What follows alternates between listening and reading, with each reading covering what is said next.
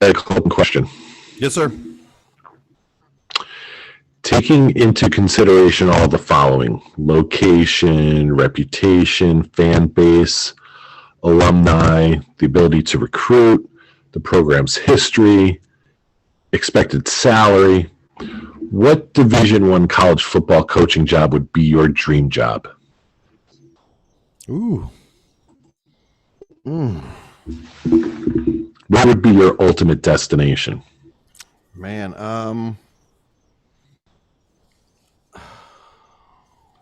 I want to stay warm? Do I want to go cold?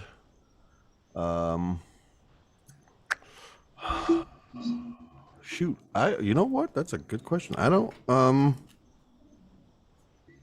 I guess I have to say Penn State. I do love State College. Go to Penn State. I'd go to Penn State. All right. I'm going to ask our guest, John Crimella. Where's your destination, John? Are you going to Gainesville? I would go to Gainesville, but I mean, if you're talking about the current climate, if you don't go to Alabama, sorry. That's true. Yeah, I mean, if you're talking about built-in recruiting, built-in machine, that's not even that has done it how right for the last 12 years. Mm-hmm. But would you be a little afraid of the expectations going into that job? I'd be more afraid of the expectations in Gainesville. I know how nuts we are. You don't think the fans in Alabama are nuts? Every fan is nuts. Every fan is nuts based upon the fact that everybody thinks that they're better than everybody else, and that's just not the case. Yeah, if going to Alabama, you're taking the ultimate bet of saying we are the best. Mm-hmm. You know, no matter what. It doesn't matter if they lost 2 games this year, no games last year, 6 games next year. They are still going to consider themselves the best, and even more so, you're going to have everybody else compare themselves to you, and how do we get to your level and beat you? All right. I think Lane Kiffin might have the best job in college football right now. But let's start the show, Gary. Okay.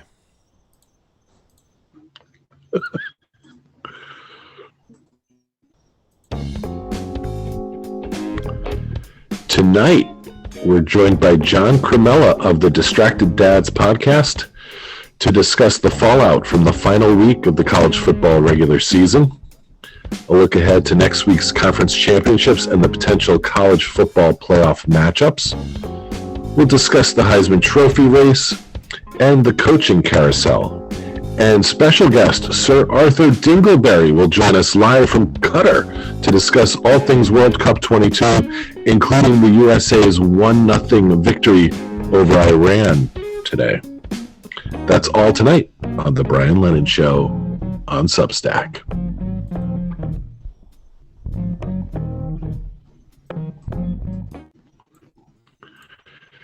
Gary, now I can't even help myself. I just hit the post every time. Perfect. Episode 23. Yep. We finally got it. So, yep.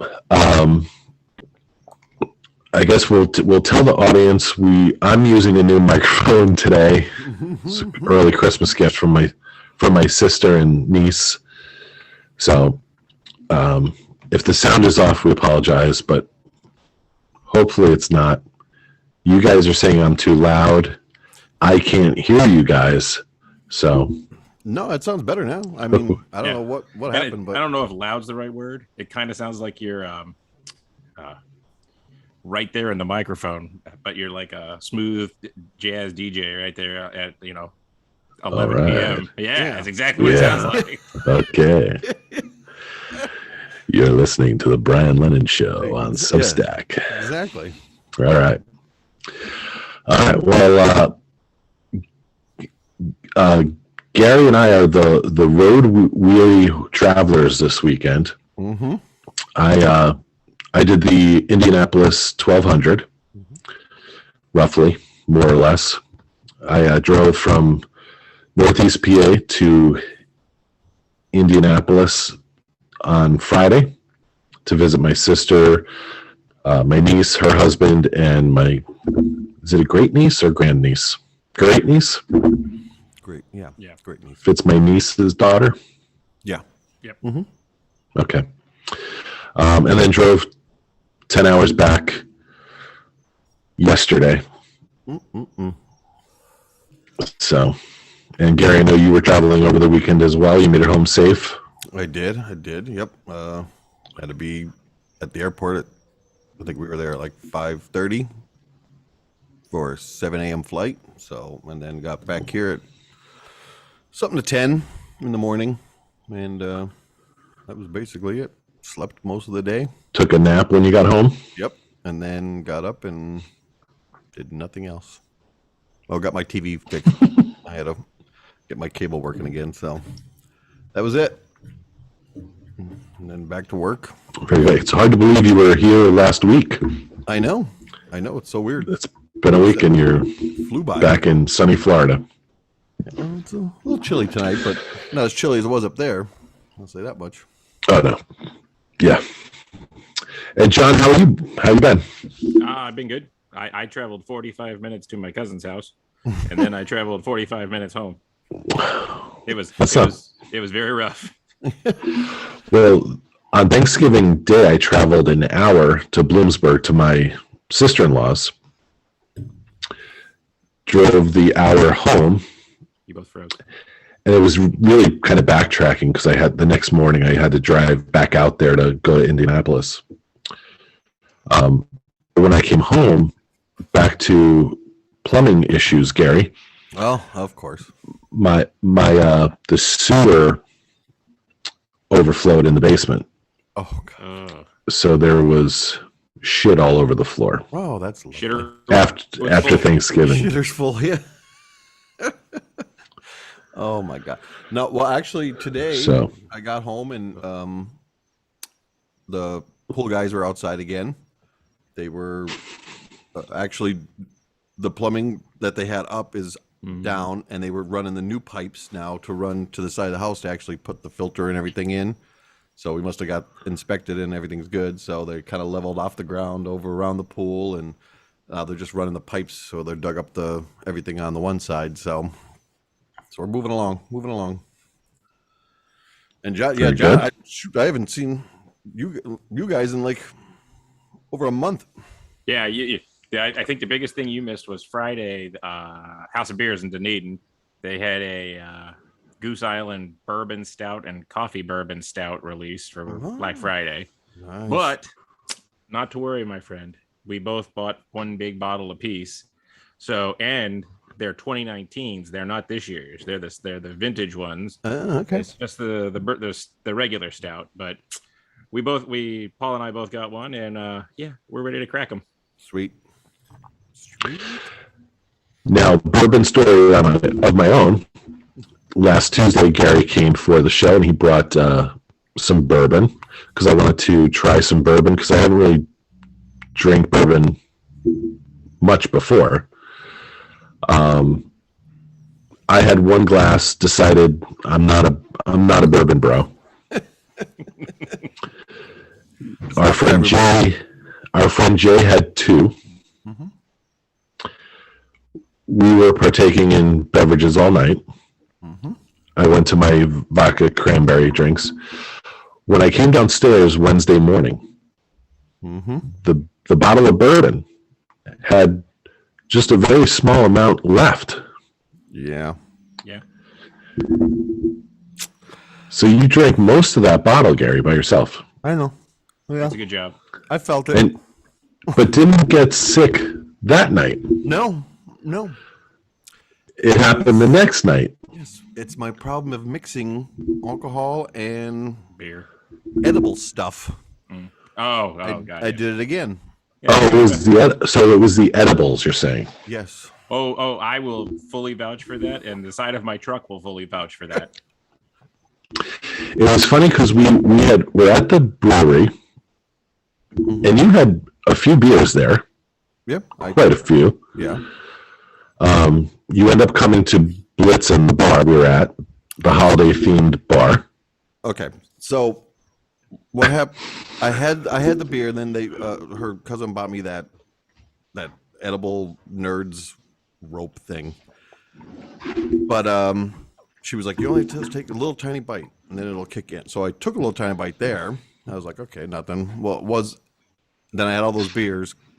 Left, went to my sister's before I came to Blitzen. I was like, I don't feel anything. Took another bite. So the whole ride there must have kicked in finally with all the alcohol in my system as well. And when I got to Blitzen, I was blitzened. I was just, I'm holding the plastic cup and I'm praying that I don't drop it because I could feel like my body's just numb now. And I'm like, oh God.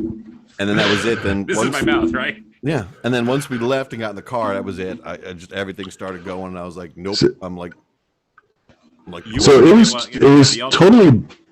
totally bizarre for me. And now, John, I've drank a lot of times with Gary. Not recently, but I've, drank with him a lot. So we're at this brewery. He's fine. He's like ready to go. We say our goodbyes. Me and my wife go to the Blitzen. He's making his way down. He shows up, and he's kind of in like a stupor, like glassy-eyed, like Gary described it later as if have you ever had a cat that's sick and they just kind of stare at the corner of the room? That's how he was. That's just completely detached. You weren't engaging in any conversation. You weren't looking around at any of the scenery. You see him just kind of fade off into space sometimes. Yeah. I should never have done that extra piece because that's what that was it. It kicked, and I was like, I was done. This is the same speech I hear all the time. Yeah. If I just had that other one. That's why I can't do it while drinking alcohol. I gotta stop doing that. I don't know how to just do the one. Like I should have just done the one, and that was it. That would have been fine. But I had to take that a little bit extra, and that was it. And I thought maybe it was because you had the liquor drink after all the beer. Oh no! Because of the liquor before beer, have no fear. No, because I'm usually okay. I could do that. I can't mix any type of alcoholic beverages with prescription marijuana, because other than that, then I'm done. It just because I don't, like Shannon says, I don't know how to pace myself, I guess, when I'm doing it, and I don't know how to just do a little bit. I have to always do that little bit extra because I just like you have to learn to wait for it. I don't feel it. I'm like, well, let me do some more. Yeah, because I can watch you drink for 5 hours straight, hardcore, and nothing. But you throw one cigarette hit in there, and it's holy shitballs. Yeah. And the night before, he drank the whole bottle of bourbon, and he was fine. Yep. Yeah, I can't. I have to stop mixing that stuff. I can't. I gotta just one or the other. That's it. So. Well, we've learned something. Yes, it was rough, but I guess I had to stop twice. I don't even remember. I remember the one time. I think you threw up twice. And then I was like, I believe I had to stop twice. So I was like, yeah, you're fine. Yeah, but then you know what? The next morning, perfectly fine. I actually felt better that morning than I did the morning after drinking all the bourbon. You got it all out. I was a little but yes, then basically I was just woke up. I was like, I started drinking again. So. Well, I don't know how you do it, but me neither. It was good to see you. Or you just go back to drinking. All right. Well, I'd like to have John on this week because the college football season, the regular season, ended not yesterday, Saturday.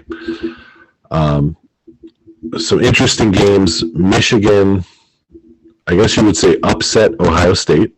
I wouldn't.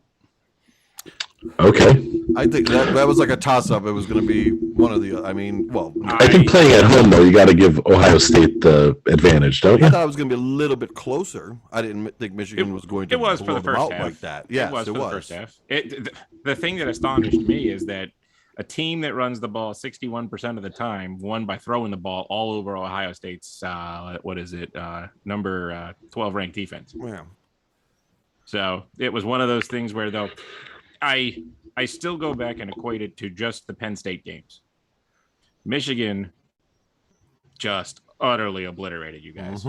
Utterly obliterated you guys for Ohio State. And I know it was a difference because Penn State played in the big house and Ohio State came to Happy Valley. But in the same respect, Penn State put up a fight against Ohio State, whereas they couldn't get out of their own way. Not even close in Michigan. And it wasn't that far apart. It wasn't. I don't know. But I've watched Michigan not struggle against teams that they shouldn't struggle against.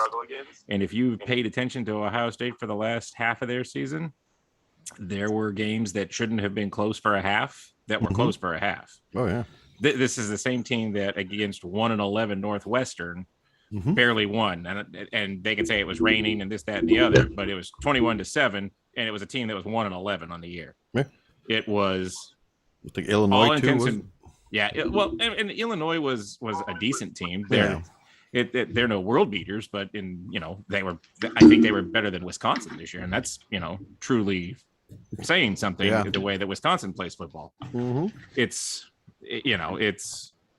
I was not surprised, and in fact, I have a Michigan fan at work, and I said, I think you guys are going to beat them. He goes, I'd be more confident if we were at home. I said, I don't think it matters, and it didn't. No. Yeah, I called South Carolina over Clemson too. Yeah, that was another good one. Yeah, get into some of the scenarios now that we have based on what happened. So right now, I think this is the same. So the AP top four and the college football playoff, which just came out tonight, has Georgia 12-0 at number 1. Number 2 is Michigan at 12-0. Number 3 is TCU at 12-0. And number 4 is USC at 1-1. At 11-1. I'm sorry. Yeah. 11-1. I was like, damn, how the hell they move all the way? Now, lurking behind them, I'm not sure if this is the same. Ohio State was 5 and Alabama was 6. Right. So Ohio State 11-1. And Alabama with 2 losses is number 6. Let me first, John, I want to ask this question and get it out of the way. I'm not a Penn State homer. All right. I don't even like Penn State anymore. Penn State is 10-2. The losses are to number 2 Michigan and number 5 Ohio State. They are ranked 8th behind a 2-loss Alabama and a 2-loss Tennessee, which lost to an unranked at the time South Carolina. Am I wrong in thinking Penn State's getting the draft being ranked 8th behind Alabama, Tennessee? Not necessarily. I can put up the argument that Alabama has 2 losses. One of them was to a team that was ranked number 4 at the time of Tennessee, which they missed a field goal. Otherwise, that would have gone to overtime. The other one was to number 5 LSU at that time. Then they lost by 1 point on a 2-point conversion that LSU got, and they didn't. I think the reason that Alabama's ranked a bit ahead of Penn State is that trashing that Penn State got from Michigan more than anything. And the strength of schedule plays into it too somewhat. It's one of those where, you throw in, even with an FCS school that Alabama played, they still had I think I saw it was the 39th ranked schedule. Whereas, no, I'm sorry, they were the 22nd ranked schedule in the country. Georgia is right behind them at 29, but you've got the Ohio States and the Michigans that are at 39, 40, and I think Penn State was at 46. So it's probably more the body of work versus, particular losses or right. And it's the other part of it too is it doesn't sound like much, especially when you talk about Alabama playing at an FCS school. I can't even remember who it was, like Texas Arlington or something like that. But they also went to the University of Texas and played a road game there, where just it's the same thing that Georgia gets the extra credit because they played a neutral site against Oregon, even though a neutral site in Atlanta for Georgia isn't really saying much. But Penn State won at Auburn. right.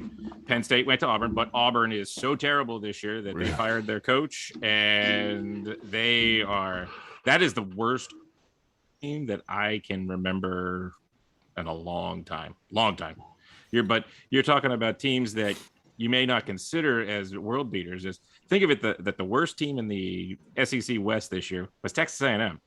That's a team with the number one recruiting class from last year, and their biggest problem is they ain't got a quarterback. They've got nothing, but their defense was still ranked, I think, 35th overall for the year. So you're talking about having to play Lane Kiffin, having to play Mike Leach at Mississippi State, having to go to Arkansas and play Sam Pittman, who's got that team playing really, really well.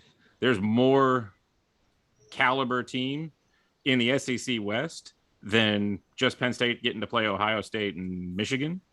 But I don't think Alabama is the world beater that they've been in the past. Mm-hmm. I think they're lacking in the receiver department, and I think that's playing into it.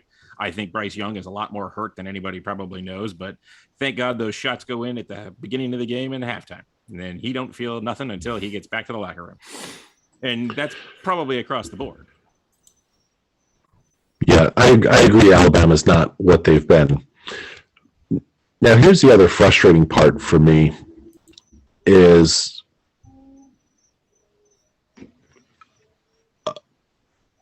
you have to believe that the college football playoff is rooting for TCU and USC to lose on Saturday, correct? I would say they're actually probably rooting for them to win because it'll keep Alabama and Ohio State out. You think they want that? I think they want that just because of the parity that it would create versus it being Alabama and Ohio State yet again. And I mean, you're talking about, let's put it this way. Georgia and Michigan, unless Purdue were to absolutely annihilate Michigan in the Big 12 or in the Big 10 championship game, they're both in. Whether they win, lose, or draw, doesn't matter. I agree with that. Now, TCU is a 2.5-point favorite over a Kansas State team that jumped up to, I think, 10 or 11 today.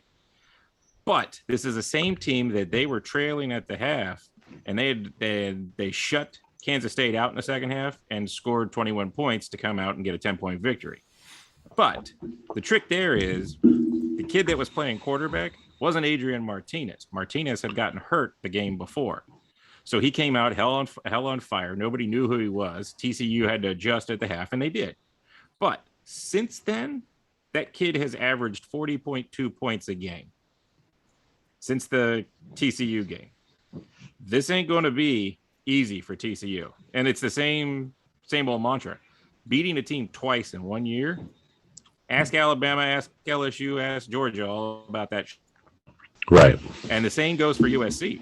USC's only losses to Utah, who they play Friday night. Right. Now, the comical part about that is, yes, USC is a 3-point favorite, but they aren't favored by the FPI rankings or anything. They're like they're a 33% winner on most of the other charts. Everybody seems to think that Utah's defense and offense can play with them.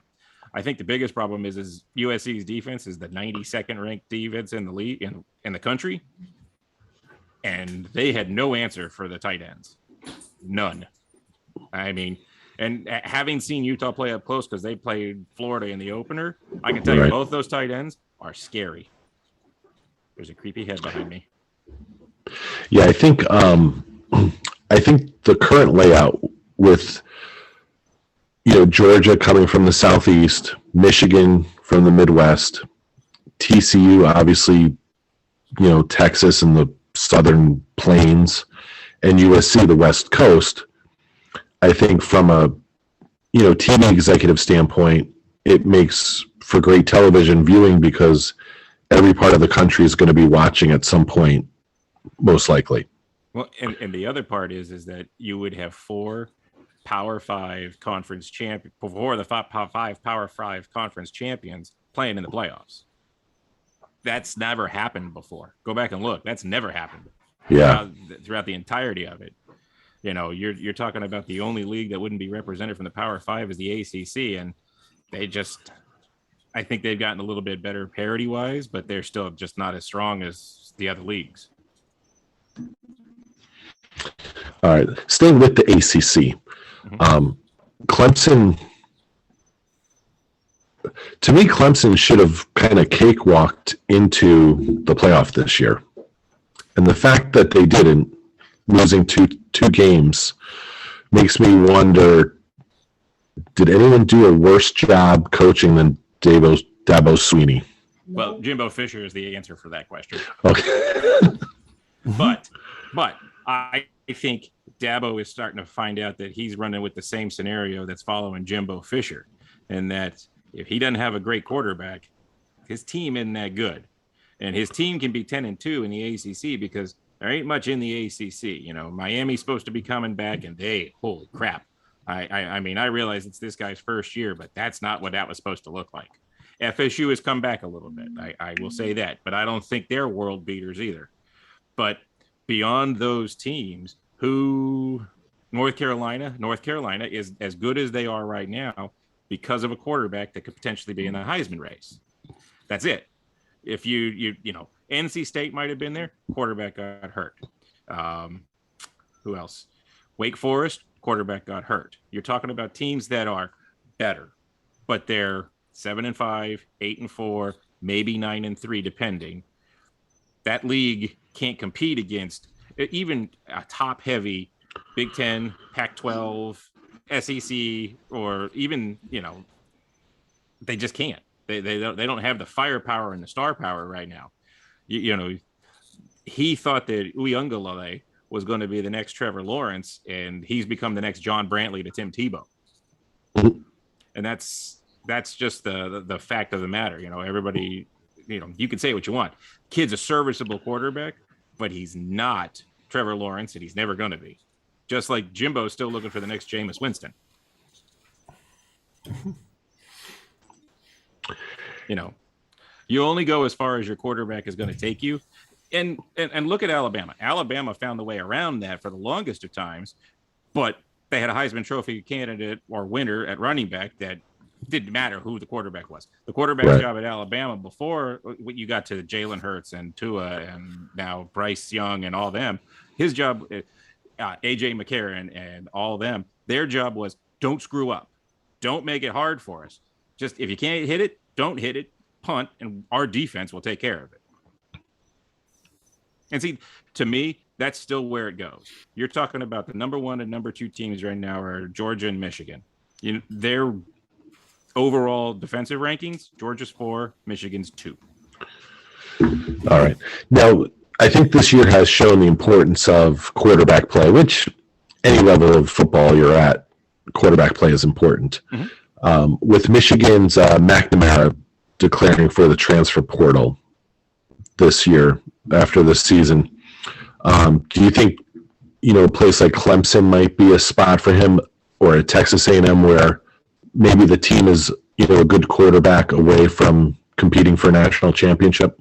It's possible. I think more so for Clemson, it's one of those things where instead of Uiagalelei, they got to go to the other kid that was a 5-star quarterback that was in behind him that's come in and played some. You need to let him play. I saw today that Texas's backup quarterback, Hudson Card, he was the number 22 overall prospect, 5-star quarterback. He's transferring. But you're talking about a Texas team that got a transfer from Ohio State and Ewers, who was very good until he got whacked around by Alabama. Mm-hmm. And then I don't really think he's been the same. He's been good, but he hasn't been the same. And then they've got Archie Manning coming in too. He starts next fall, right? Correct. Yep. Okay. So, I don't think he's got to play next fall either. If Ewers doesn't go, I don't think Ewers is going anywhere because I don't think he accomplished anything. But the best thing that could happen to Texas is Ewers stays. Manning gets to sit behind him for a year or learn the system and not get thrown to the wolves right away and have a whole year of building his body and getting just practice reps. Just like, you're talking about Bryce Young is going to go pro. Well, Jalen Milroe came in and played very serviceably for Alabama. He did his job. His job was don't screw up. Let Jahmyr Gibbs and the other running backs win these games for us. Get us through to when Bryce Young comes back. And he did. But he's got 2 freshmen coming in behind him this year's class that are both 5 stars, that are the 8th and 10th ranked quarterbacks, and they're still both committed to Alabama. That's terrifying. Do you think Manning will sit next year? If Ewers is there, I would. I would think he would. Or you could see him in like a Tebow situation as a freshman where Chris Leak was the quarterback. And then Tebow came in and played certain downs. That was it. But having seen some of his high school stuff, he needs to build out a little bit body-wise. I mean, I think the kid can make any throw that he wants, and he's got the pedigree for it. That's obvious. But if he can sit out a year and he can build himself up and he's not thrown to the wolves to be the savior, especially at a school like Texas that's just, since Vince Young has left, is just screaming for a winner. Yeah. Throwing him out there next year, he'll transfer within 2. If he gets to sit a year, he'll have a shot to be what they think he can be. And that's just the rules of the market today. Yeah, I think that's interesting obviously he doesn't need to go and play to get, to the NFL in a year or 2. Mm-hmm. His family has money.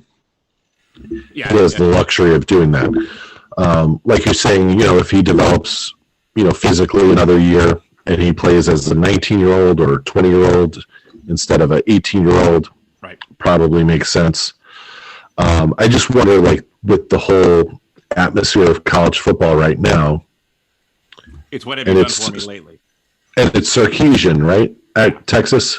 Yep. Like, if I'm Steve Sarkisian, I don't know if I can wait a year. For his job, yeah. Right, my job might not be a little. If he's playing him, it's because he's worried about his job. If he thinks that that's what's going to save his ass, then he'll play him. Mm-hmm. I just don't think it's necessary. I don't think it's a good call for the kid, and I think not the fans, because the fans are never going to be understanding, but the administration and the athletic department needs to look at it and say, look, we know, we see it, we see you getting better. That's what they have to see. And you could see flashes of it at the beginning of this year, and then you saw the same Texas the rest of the year, and it was just like, what am I watching? And you can say that about so many teams. Look at Oklahoma. Now, granted, I understand they had a coaching change, different philosophy. There isn't that 1,000-mile-an-hour offense that's going, but that was a weird fall off there. Look at teams like Iowa. Iowa can't move the ball offensively to save their lives, but you can't score on them either. Good night.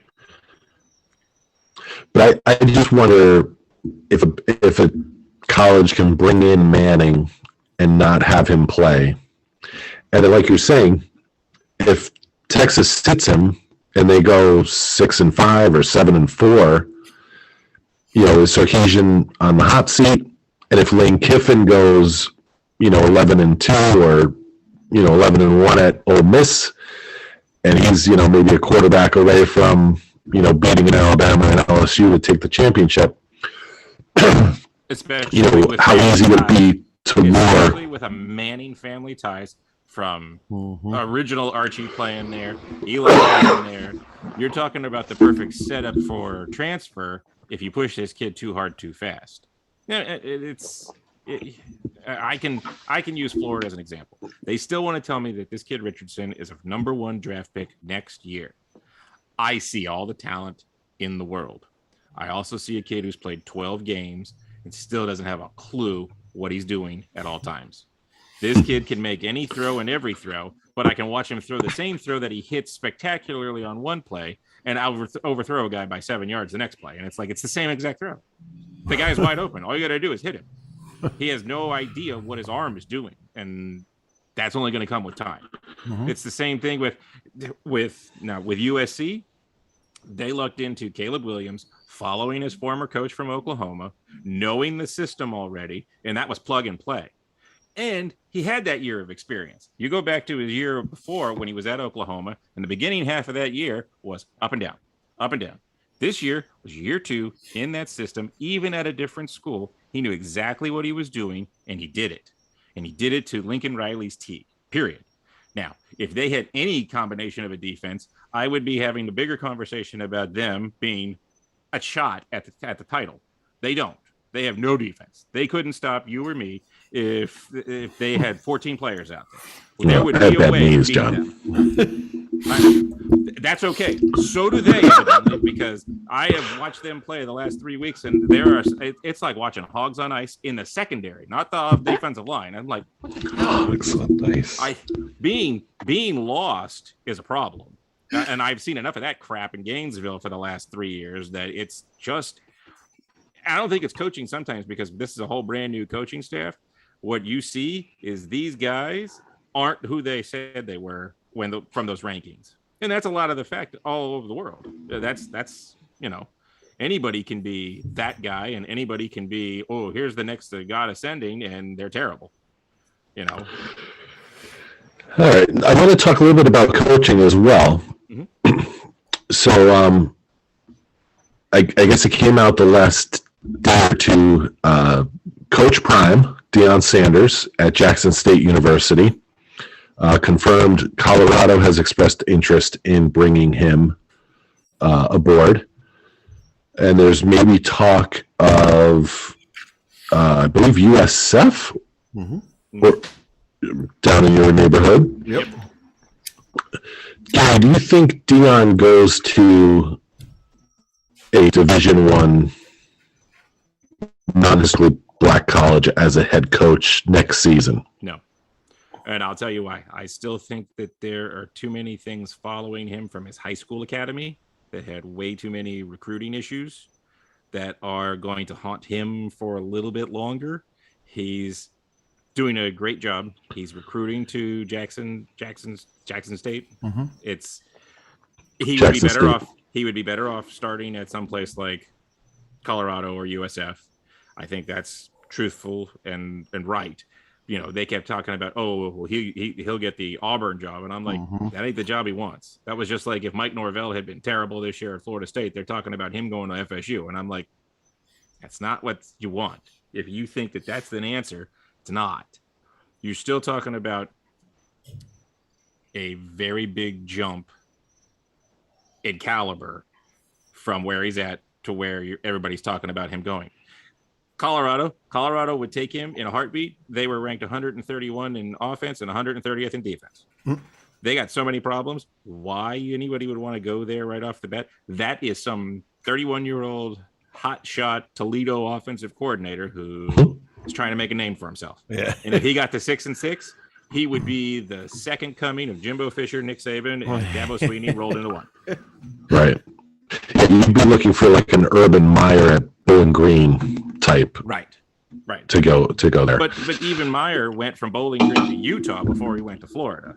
Right. There were steps there. Can't go from Jackson. Same thing with Brian Kelly. Right.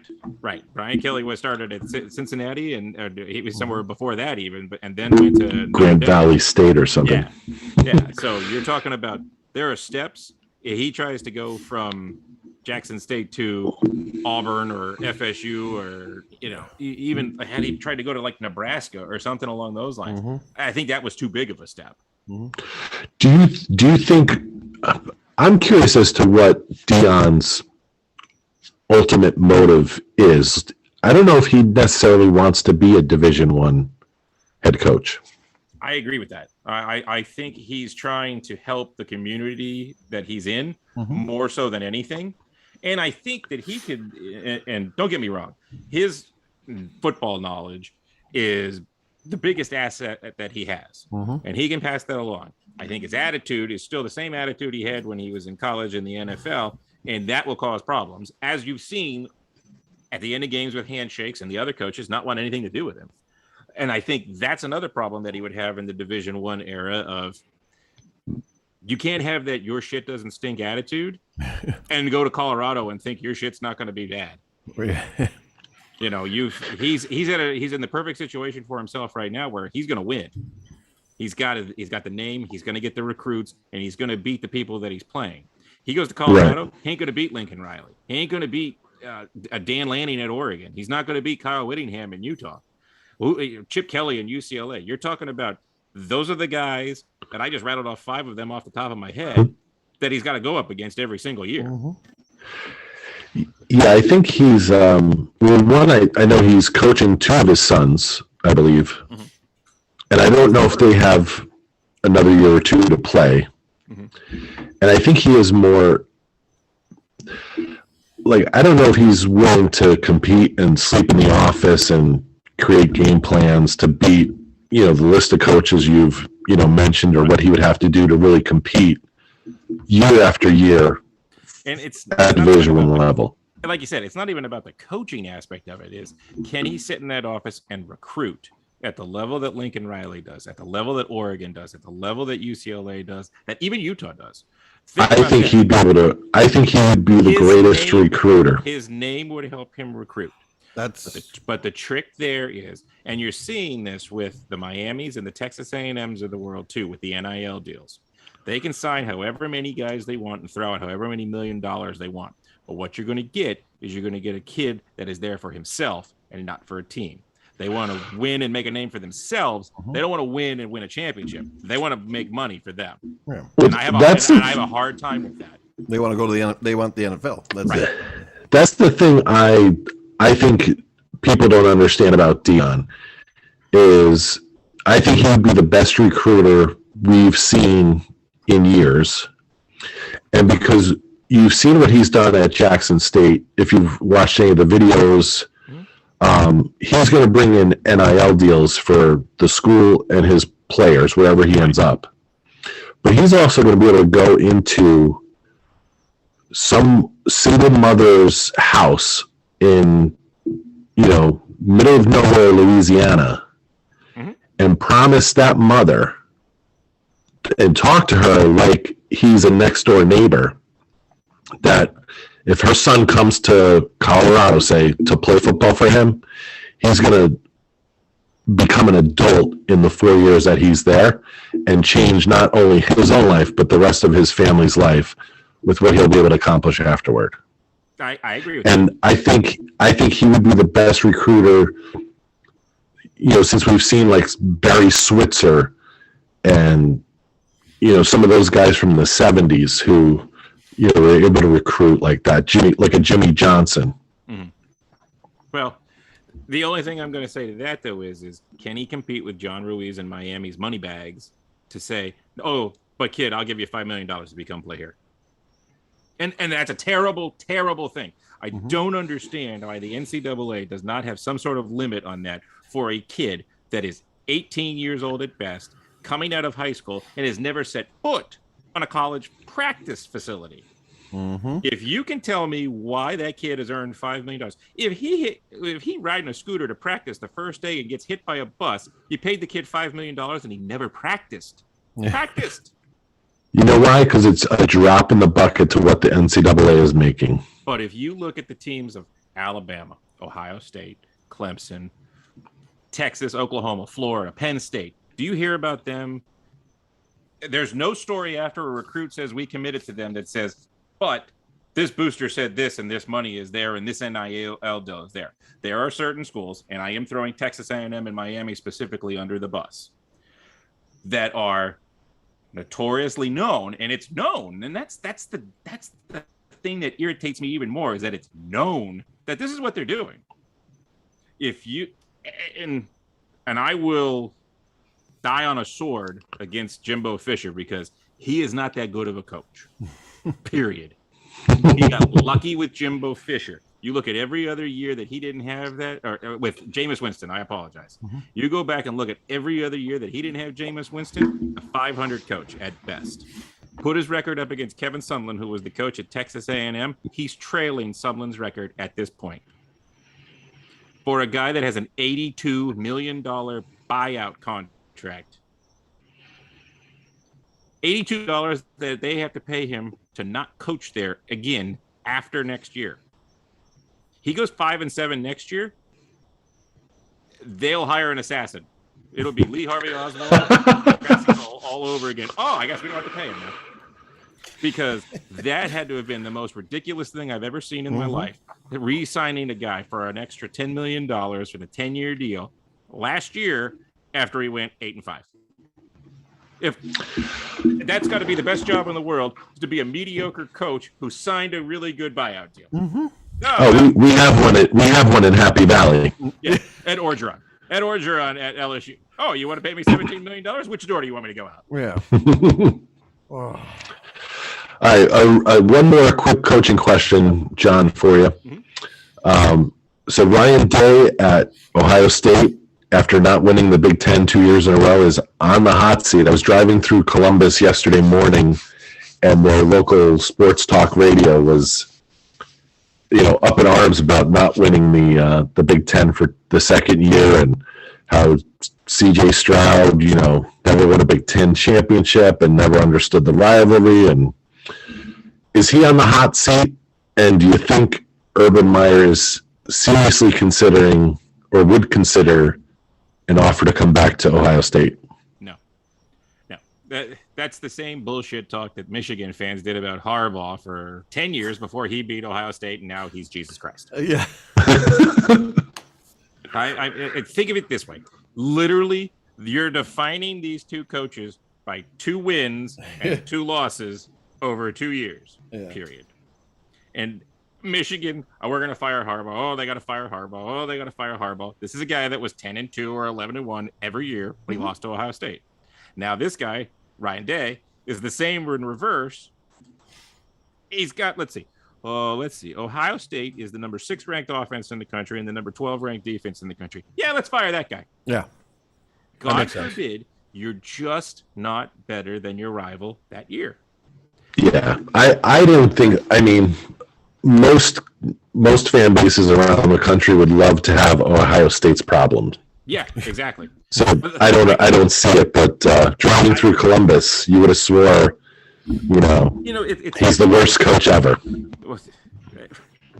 That's what we talked about at the very beginning here, where fans think they know more than everybody else. You go back to the 90s, Florida State, Bobby Bowden, Steve Spurrier. You were talking about 2 men, one with an ego the size of Texas, that would have been Spurrier, that occasionally beat Bowden, not as much as Bowden beat him. But there was never the talk in Gainesville or never the talk in Tallahassee after one loss to the other, where it was like, well, we got to get rid of him. That was a rivalry in the 90s that for 12 straight years, they were both ranked in the top 10. 5 times they were ranked in the top 5 when they played. They play the last week of the season.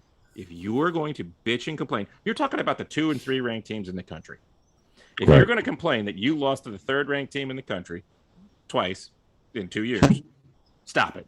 Because it went the other way for 10 years. Yeah. It's that. If you want to fire Ryan Day, somebody else is going to be really happy. Probably Texas A&M.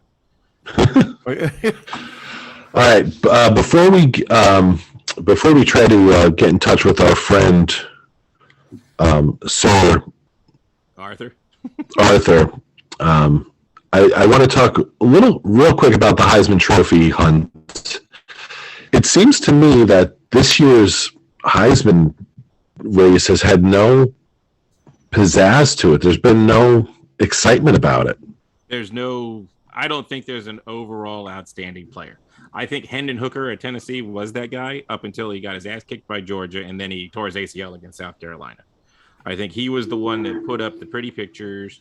I think right now Caleb Williams leading it for USC is probably right, but in the same respect,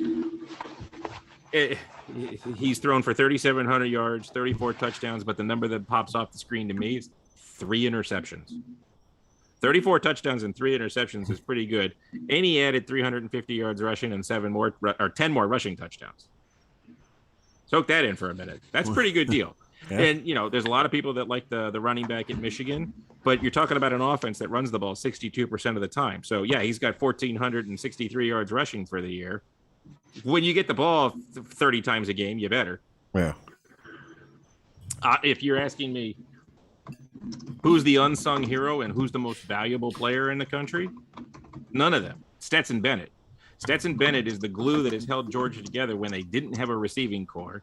Their running backs aren't as good, but their defense is really solid.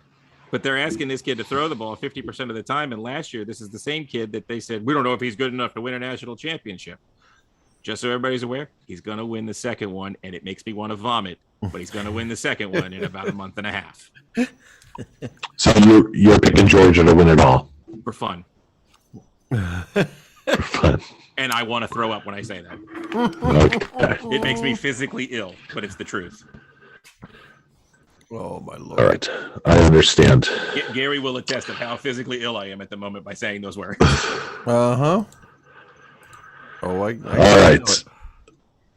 We're going to transition now to Gary's. Gary, you ready? I'm ready. We'll give John a minute to catch his breath.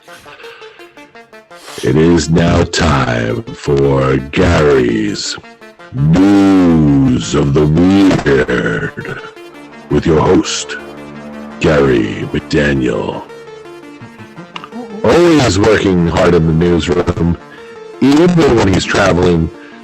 Maybe he has some news of the weird from his sojourn up to Pennsylvania. Gary, what do you have for us in the newsroom tonight? Yes. Well, I don't really have anything from my trip besides me chucking all over the place. So, hey, we have...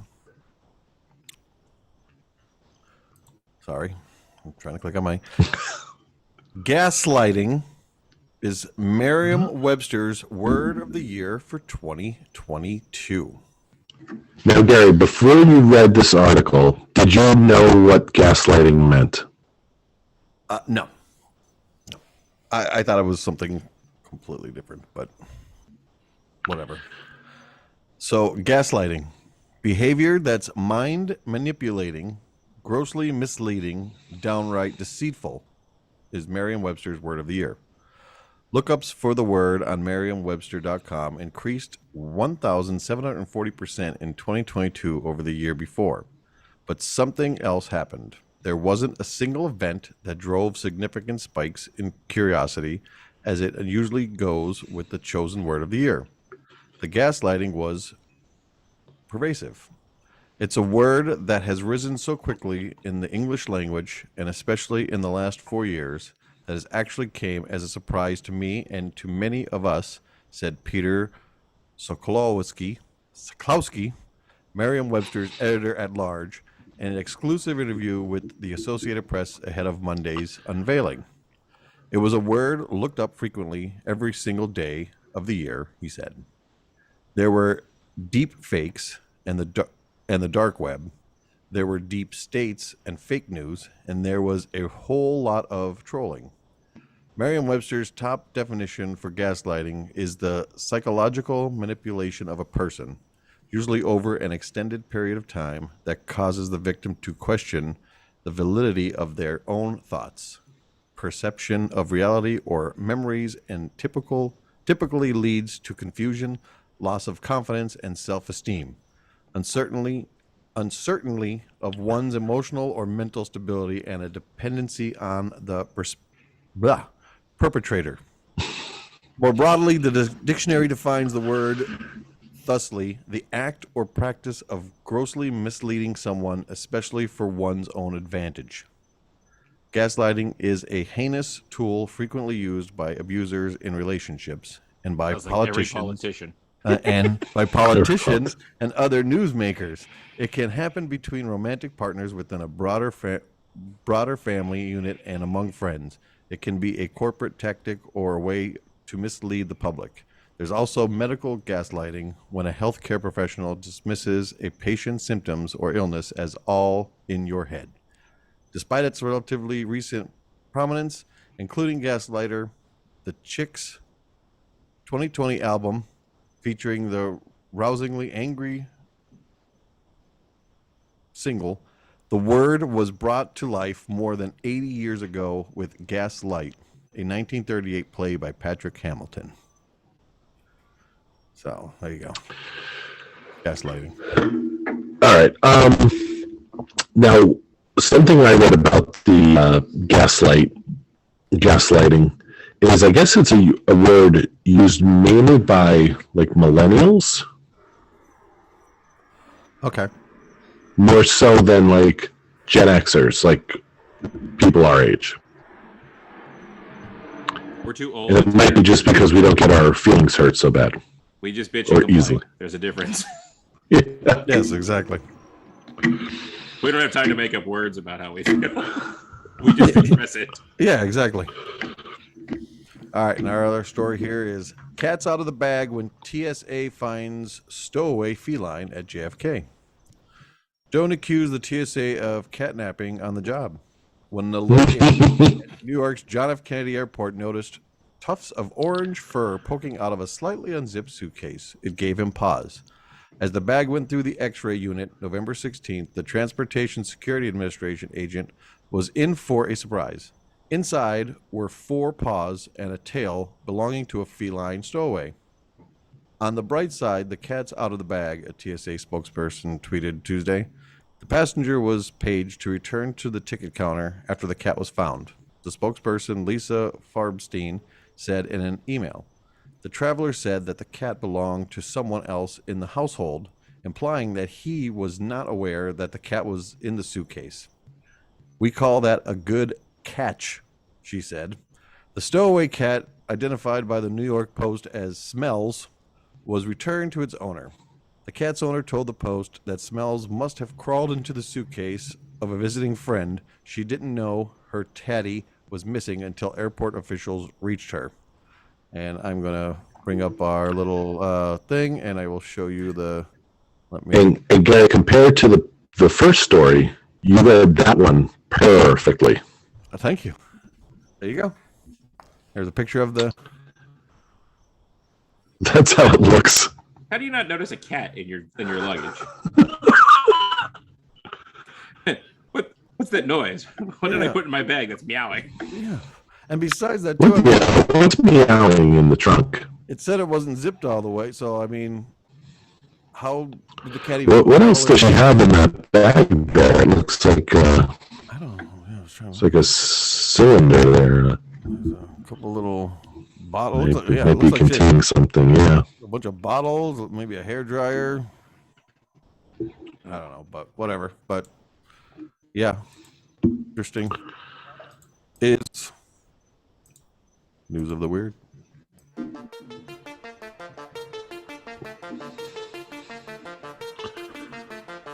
All right. Thank you very much for that, Gary. Now, Gary, some other exciting news this week, or today actually, is the U.S. men's national team defeated Iran in the World Cup 22 action. So they will advance now to knockout round. Okay. And we are lucky enough, I believe, to have a correspondent live in Qatar, the one and only Sir Arthur Dingelberry. Well, good day, gentlemen. It's actually night here now. And I just have to say that I'm so tired of hearing about your stupid footballers. They are the worst bastards that I have ever seen, and I only say that because we have yet to beat them in a World Cup game ever. Just damn close, just continuing to beat us in everything. That was one of the questions I wanted to ask you, Sir Dingelberry. We treat that draw this past week against the Lions. Is it the Lions? Yes. We treat it as a victory. Whereas, do you guys treat it as a loss that you can't beat the Americans in soccer/football? Or war. We can't beat you at anything. Or war, for that matter. Seems to be a running trend for us. But yes, it definitely was a loss for us because you damn bastards continue to stymie us at every turn. Yes. But at least we won 3-0 today, so we take the top spot in the group. You guys seen that? Yes. Now, another question I have for Sir Arthur Dingelberry is knowing your English background and how you tip the bottle, if you will. How are you coping with no beer sales or alcohol sales during the games in the stadium? Well, fortunately, our other calling is beating the hell out of other football fans. So we're doing quite a good job at that over here.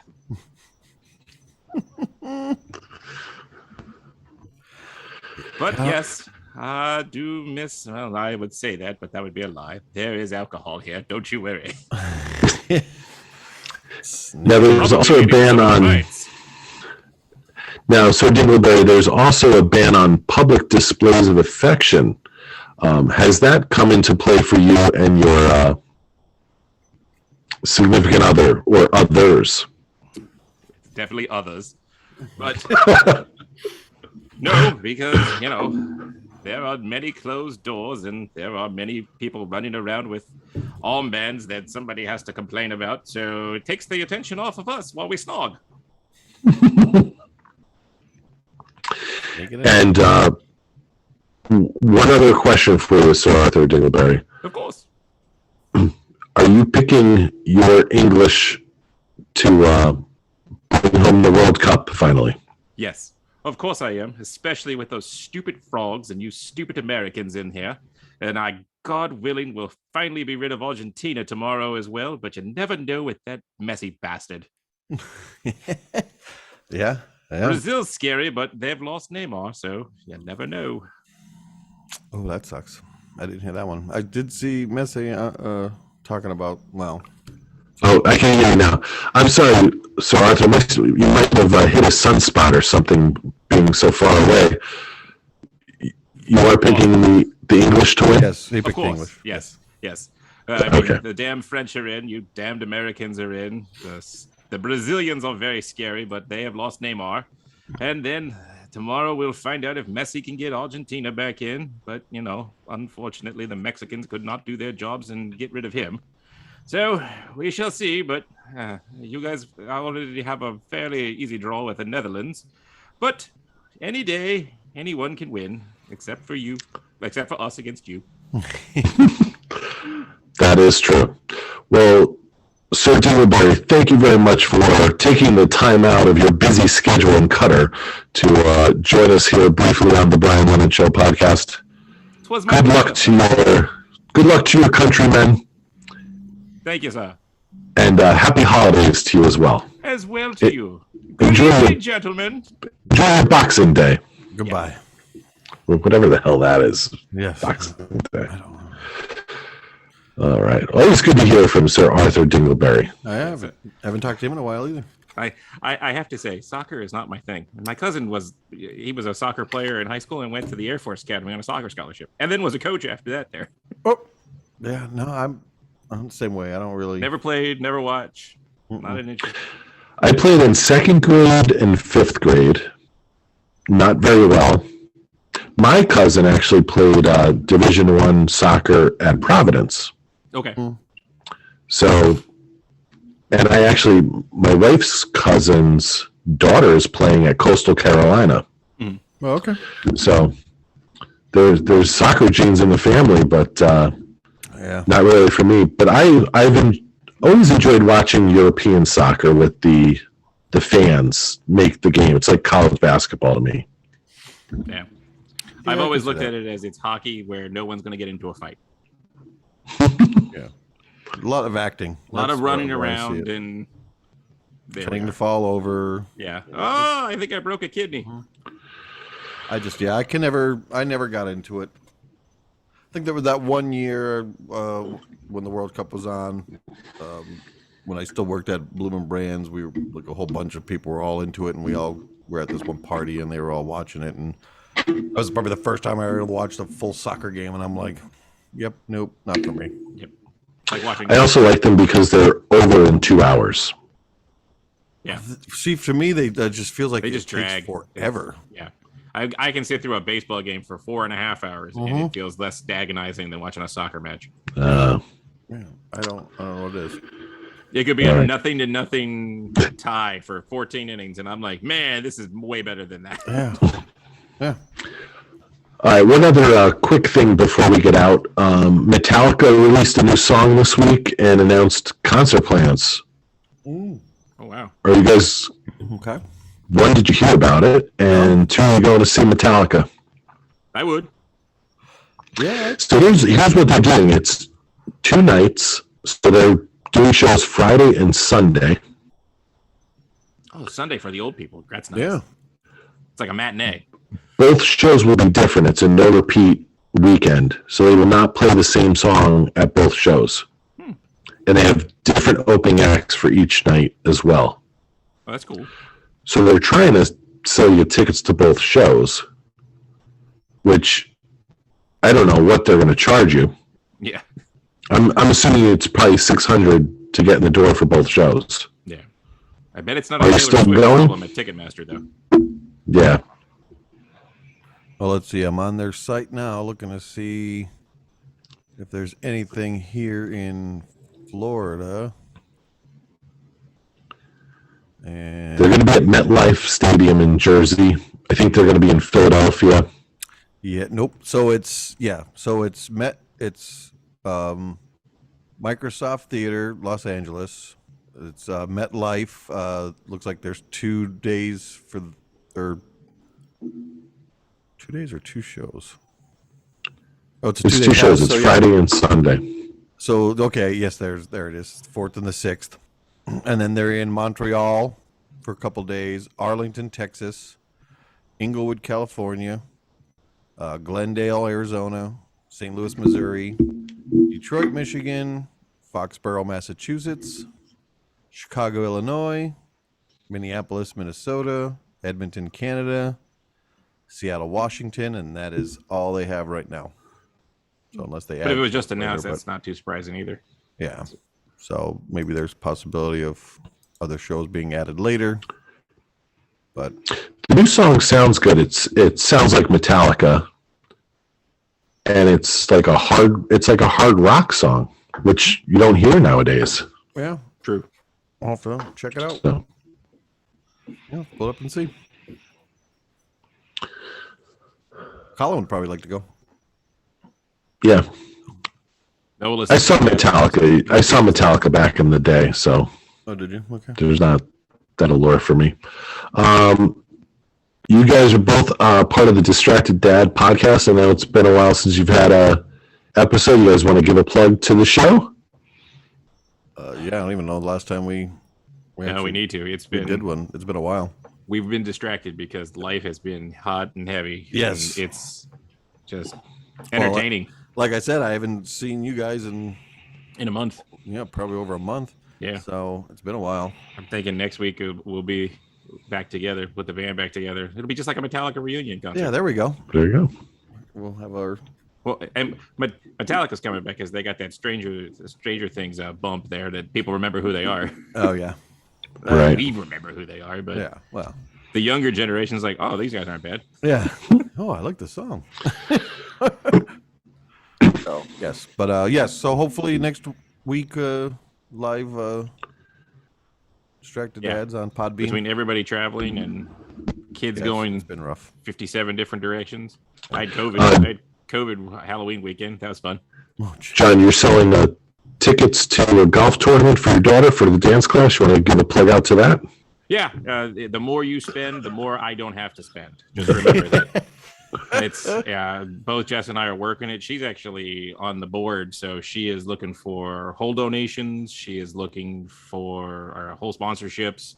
I know I am fighting very, very hard to run the beverage cart, which means no one will be else be getting a beverage, but I will be running it. So that's cool for me.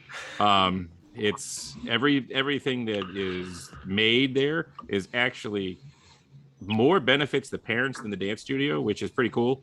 So, we're both working it. She's chairing it. So we actually get a cut that goes to our dance account, but it's covers the cost of costumes or competition fees or That's nice. anything along those lines. But so anything anybody would want to do to help, we are all for it. So right. we're actually at Innisbrook too. It's a Copperhead, I think. That's a good course. So it's one of the ones where the PGA plays and Yeah. everything. Gary, you'll know this. Q Barbecue, their daughter dances at the dance studio also. So they're one of the sponsors providing food. Oh, sweet. Comically, so is Sonny's. And I was like, we're having 2 barbecue people? Yeah, that's weird. Yeah. But hey, whatever. The more the merrier. Yeah. I know my wife is donating bottles and bottles of wine because her wine membership, we went on Saturday to the winery over in Tampa, Cooper's Hawk, and she hadn't picked anything up since February, so she gets 2 bottles a month. So we're donating 8 or 10 bottles to the gift baskets that you can bid on in an auction. Nice. And she still kept like 15 bottles, and it's just terrible. There's wine bottles everywhere in my house. I don't know what to do with it. All right, on the Brian Lennon Show tonight, I posted my 10th and final gratitude journal. So I'm done with that. So you can check that whole series out if you'd like. Also, next week, scheduled to appear on the Brian Lennon Show podcast is my friend, poet, teacher, Steve Delaney, who is going to give us a Advent reflection and kind of an Advent for Dummies class. So I'm looking forward to that. Should be interesting as we gear up for the holiday season. Yes. And Gary, you have anything? No, I mean, don't mix medical marijuana and alcohol. That's a plus. Or get in a vehicle immedially after. Yeah, wait at least an hour before you get in a car. It's like swimming. Yes, it's like eating before you go in the pool. Yeah. So. And I do want to compliment you on the matching glasses and polo shirt tonight. Oh, thank you. Yes, they're not lost on me. Another new pair of fronts. So, yep, I've got 4 more that came in the mail. So I'm ready to go. I got even ones for Christmas, so I'm ready to rock. Oh boy, can't wait to do those. All right. Well, thank you, gentlemen, again for joining us. Absolutely, John. Thank you for, as always, your expertise in the college football game. No, thank you for humoring the fact that you think it's expertise. That's nice. And this is the right song, right? It is. All right. As always, thanks to co-host extraordinaire producer Gary McDaniel. My name is Brian Lennon, host of the Brian Lennon Show podcast, which you've been listening to for a little bit over an hour right now. Thank you for listening. Join us next week. Read the Brian Lennon Show on Substack, and have a great rest of the week. Peace out. See you.